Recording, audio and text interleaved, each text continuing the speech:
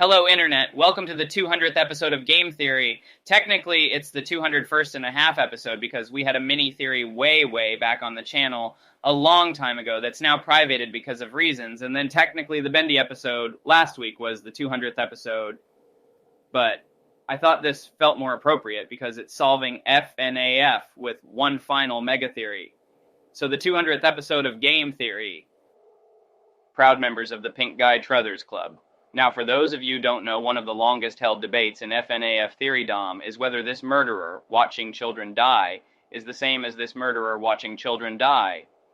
Because of their different colors, they became dubbed Purple Guy and Pink Guy, the two most threatening colors. Taste the rainbow, slaughter the rainbow, metal music and background anyway. Since FNAF 2, I have been opposed to this theory, and I can now confirm it is dead. Dead like a child wanting a mediocre slice of overpriced pizza. Dead. Ding dong, the witch is dead. One look at Scott's new strategy guide for the series, The Freddy Files, confirms it. Page 48, when describing the Foxy Go Go Go minigame from FNAF 2. Purple Guy is visible in the lower left corner of the room. There it is, clear as crystal. Purple Guy in the corner. Now comes the super awkward question that I never thought I'd have to answer. Which Purple Guy? Because there's two now, and if you didn't know that, strap in. It is going to be a long episode.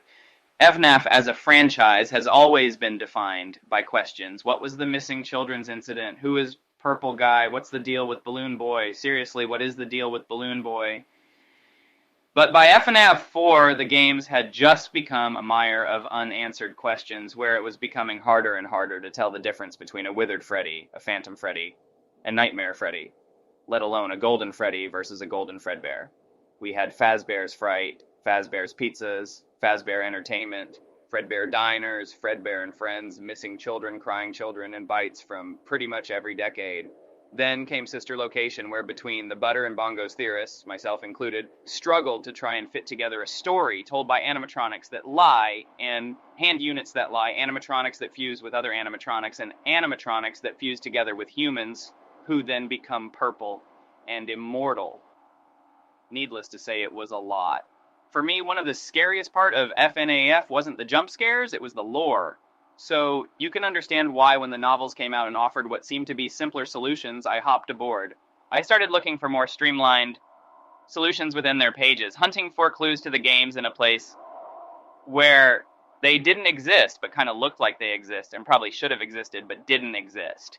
And the only thing I accomplished in the process was making things more complicated. So all the time that FNAF 6 has been percolating in the back of Scott's mind brain, I've thrown out everything that I thought I knew about this series, and I've gone back to doing what I do best, darn it. Basic counting. 1 Freddy button, 2 Freddy buttons, 1 Foxy toe, 2 Foxy toes. Only this time I was aided by knowledge of where the series was headed, as well as Scott's latest release, The Freddy Files. It's a book that many others dismissed as merely an elongated strategy guide to the games. But to me, it was invaluable at filtering down years' worth of lore into the details that Scott himself deemed as the most important to focus on. And this entire process of starting at square one has helped me to see connections I never made before, enabling me to create the thing I was most scared of. Ominous music, a timeline, a series of events that explained key breadcrumbs that Scott has left for us along the way, and the more I looked, the more it all started to make sense. And that's the plan for this video, and spoiler alert, the next video to create a final, definitive lore-based theory on the insanity that is FNAF, putting to rest the key lingering questions in the first 5 entries of this franchise and opening the door for Scott to usher in FNAF 6.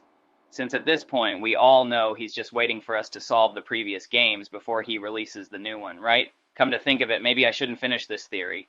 Sigh, while I could sit here and rattle off hexadecimal color codes and animatronic design features to painfully hammer out the timeline inch by inch, no one cares. Trust me, I know. I wrote 2 other versions of the script where I did exactly that, and both of them sucked.